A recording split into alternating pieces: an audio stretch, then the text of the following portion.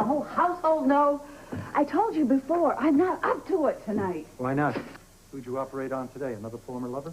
Don't be ridiculous. And would you close the door? Then Tracy's gonna miss everything, Monica. Tracy, I'm closing the door. Get your ear off the wall. Do you just want to make it a Quarter Main free-for-all? I want some answers. Then what? What are the questions? Why did you really keep the truth from me about you and Langton?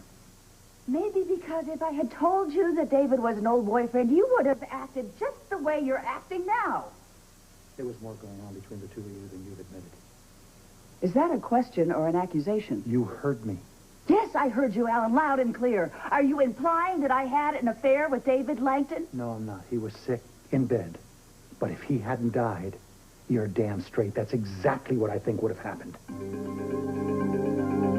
Exhausted, Alan, and not interested in this conversation. What does that mean? The discussion's over? You got the picture. No, you're wrong, Monica. We're going to talk about this whether you like it or not. Alan, I told you at the hospital I am not up for it tonight. For good reason. Because you can't refute what I'm saying. Because the man we're talking about, Alan, is dead. Can't you just leave well enough alone? Why did you admit it? You were thinking about having an affair with him. That is a despicable accusation, even from you, Alan. An affair was not what I was thinking of when I was trying to help the man. In fact, if anything, I was propelled by guilt. What were you feeling guilty about?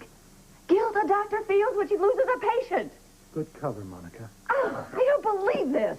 I know what you were feeling guilty about. You were guilty about the fact that you married me instead of waiting for him for all these years. I'm taking a bath. Why? Because you don't want to Because face the I'm truth? exhausted, because I can't think clearly, I can't speak clearly. It could also be guilt about Dawn. Don't you dare slam this door in my face, I'm Monica. not talking about this anymore. I'm not going anywhere. You're going to talk Can about I just have a bath in private, damn it? I'm Just get out, Alan, just get out. not getting out until some kind of semblance of a conversation. Well, I feel much better. I'm glad. And I'm sorry about earlier. I was really stressed out. I know. Listen, I'm a doctor. I understand pressure. Do you want to talk now? You want to talk or you want to argue? No, I don't want to do that. I don't want to do that either. But I don't know if we can come to any kind of resolution on this. Alan, look. I never talked to David about any kind of a future. You were thinking, though, about having an affair with him. I'm human. We had a past together. And a daughter. Yeah. I can't change the fact that I didn't tell you. And I can't change the fact that my guts feel like they're going to explode, and it has nothing to do with my ulcer. I feel totally betrayed. Alan, my relationship with David happened years before I even met you.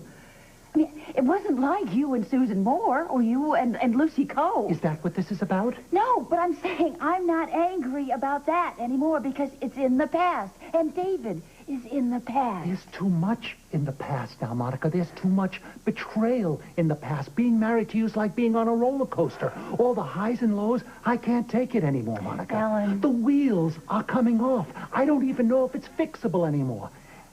I don't even know if we should try. Now you're frightening me. It's pretty scary. I don't want to lose you. Why? Because you're my husband. Why did I know that's what you were going to answer? You're my wife, Monica. I love you. And you know what?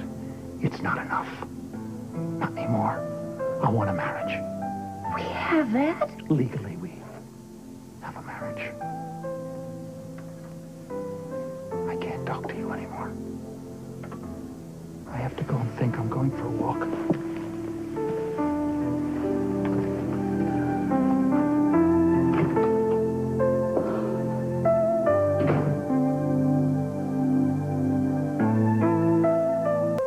Hello. Darling, we missed you at dinner. Oh, well, I wasn't really hungry. So, was that it? Or didn't you want to pretend over the souffle that everything was fine between you and Alan? Sometimes, Lila, you are too perceptive for your own good. I've known you a long time, darling. And Alan for even longer. I've hurt your son, Lila. Oh, my dear. Alan ceased to be mine the day he married you. I don't take sides, Monica. I never have. Maybe you should this time. Don't give me any details, darling. In fact, I'd rather you didn't. Thank you. Monica, do you mind if I give you a little advice? Advice from you is always welcome, you know that. Stick it out, darling. Stick it out. Alan loves you desperately. Maybe he did. We argue, I know that. I know we make the Bickersons look like Ozzie and Harriet. But I do love him. We have a history. Well, both of you do, dear. I don't know. A marriage is not easy. It's two individuals. It's two different people, each with their own hopes, their own dreams, their own lives. It's true. You and Edward had your problems, your ups and downs. Tell me something. Is it all worth it? Oh, my dear, for a long time I thought I'd lost him. And I never stopped missing him. I missed everything about him, even his crankiness and his roving eye. Oh, yes, my dear, it's worth it. Have I told you lately that I love you? I love you too, darling. Oh, you. What? It was over an hour ago, Monica. Well, I was downstairs playing rummy with your mother. She's such a lovely, dear lady. I don't want to deal with that now, Monica. What, talking about your mother? Talking about us, the advice that she gave to you about us. I know you both. Yes, you do. And we know you. I'm sorry, Ellen. I guess your walk didn't go very well. Monica, I don't want to talk about this, okay? I can't put this behind me right now, so let's just drop it for tonight, all right? Ellen. I mean it. Well, you're angry. At least it means you care.